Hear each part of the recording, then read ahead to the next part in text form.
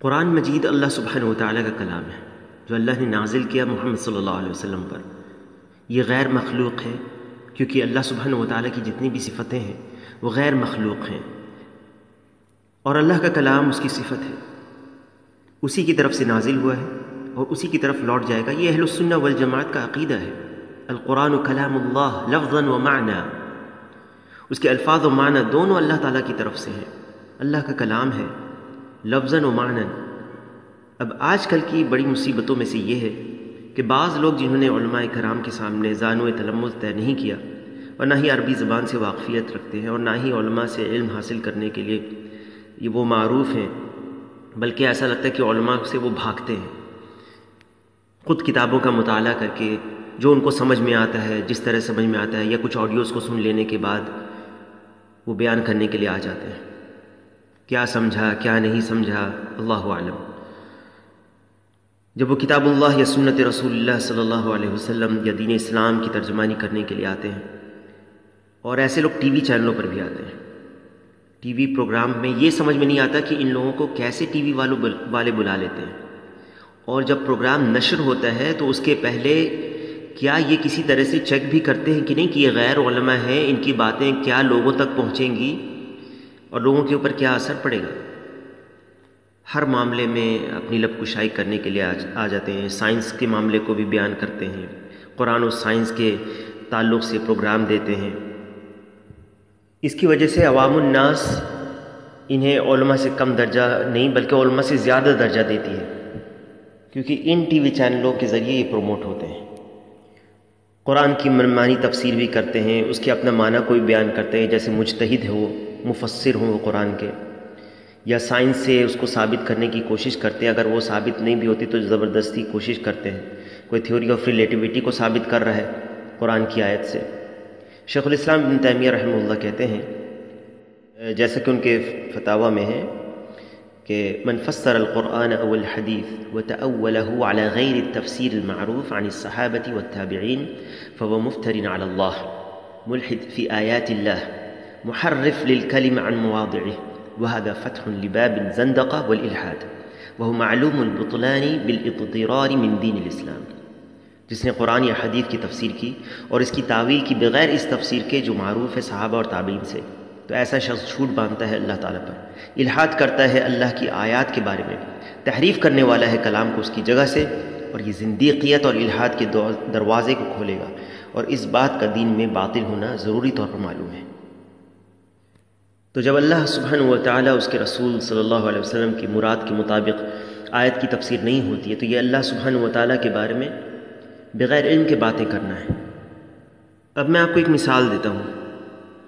ایک بہت مشہور چینل ہے، ٹی وی چینل ہے، اس پر ایک صاحب انجینئر صاحب ہیں، وہ آتے ہیں اور وہ بیان کرتے ہیں قرآن کے معجزے کے بارے میں، قرآن کے اعجاز کے بارے میں وہ بیان کرتے ہیں، اور پھر وہ ایک ایسی غلطی کرتے ہیں جو ہر معمولی سے طالب علم بھی جانتا ہے، جس نے عقیدے کی چند کتابوں کو پڑھا ہوگا علماء سے، وہ جانتا ہے کہ کتنی بڑی غلطی ہے۔ وہ کہتے ہیں اللہ تعالیٰ نے یہ آیت نازل کی کہ ابو لہب کبھی بھی مسلمان نہیں بن سکتا ہے، ابو لہب کبھی بھی مسلمان نہیں بن سکتے ہیں۔ تو کیا معجزہ ہے اس میں، اللہ اکبر! یعنی یہ بات صحیح ہے کہ ابو لہب ایمان نہیں لائے گا، اللہ سبحانہ وتعالیٰ نے آیت کو نازل کیا ہے، تبت یدا ابی لہب وتب، پوری سورۃ اللہب نازل ہوئی۔ یہ کہا جا سکتا تھا کہ اس سے یہ پتہ چلتا ہے، اس سورہ سے، یا اس کا یہ مفہوم ہے، یا اس سے یہ پتہ چلتا ہے کہ ابو لہب ایمان نہیں لائے گا۔ کوئی یہ کہہ سکتا ہے کہ ان کی مراد یہی ہے، لیکن پھر یہ صاحب اپنی انگلیوں پر گنواتے ہیں، کہتے ہیں ابو لہب کبھی مسلمان نہیں بن سکتے ہیں، یہ الفاظ نازل ہوئے۔ میرا سوال ہے کہ یہ الفاظ جو وہ انگلیوں پر گنا رہے ہیں، یہ الفاظ کہاں پر ہیں قرآن میں؟ ابو لہب کبھی مسلمان نہیں بن سکتے ہیں۔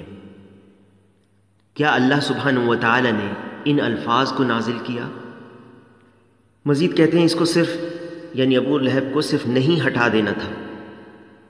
ابو لہب کہتا میں مسلمان ہو گیا ہوں، اور یعنی قرآن نعوذ باللہ جھوٹا ثابت ہو جاتا، تو یہ کہنے کا ان کا معنی ہے۔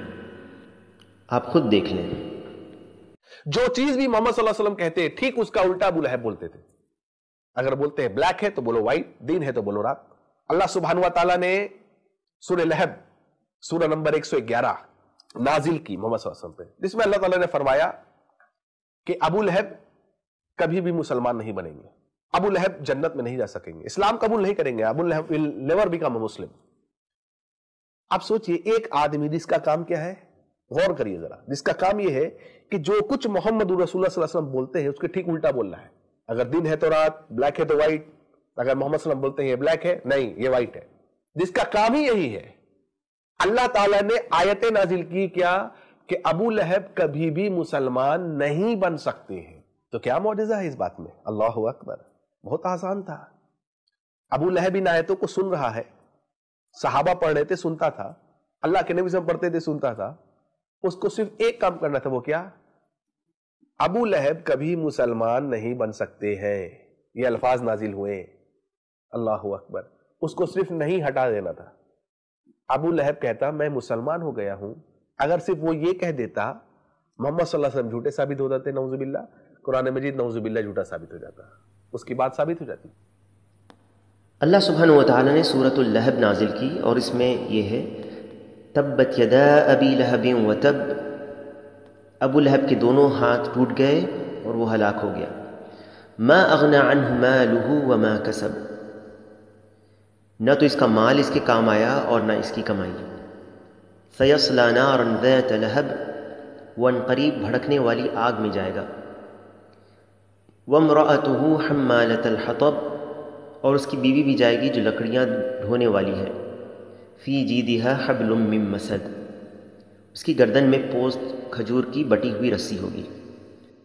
اب آپ ہی بتائیں کہ یہ الفاظ کہاں پر ہیں سورۃ اللہب میں جو یہ انجینئر صاحب نے بیان کیا ہے؟